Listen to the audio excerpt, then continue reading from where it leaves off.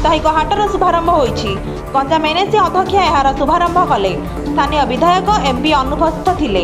फलकर नाम थिबा सहर में चर्चा हेउछि। बेंगालुरु पुलिस कोहली को 18 कम्यून पद पर कार्यानुष्ठान नेले। नो स्मोकिंग जोन न थिबारु मामला रुजु करागला। क्रिकेट बा रेस्टोरेंट पक्षर कौन बयान नहीं।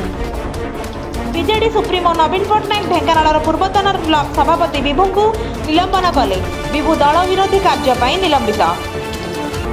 पहलगाम रे आतंकवादी आक्रमण पर भारत सिंधु जल चुक्तिनामा को स्थगित कला।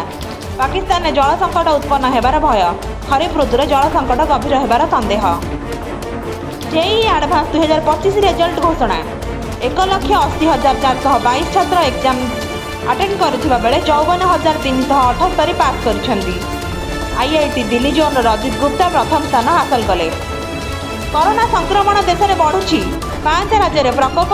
आक्रांत होबार संख्या 3,961 है। केरल में 1,435 और महाराष्ट्र में 506 केस मिली।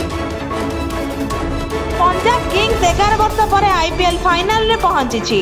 क्वालिफायर 2 रे मुंबई इंडियंस को 5 विकेट रे हराई फाइनल में स्थान सुनिश्चित करिसेंती। भारतीय पाणीपाग विभाग अनुसार उत्तर पूर्व भारत में प्रबल वर्षा। केरल माहे एवं कर्णाटक में झड़ वर्षा सह पवन बहिब। यह आसंता बुधवार पर्यंत जारी रहिब।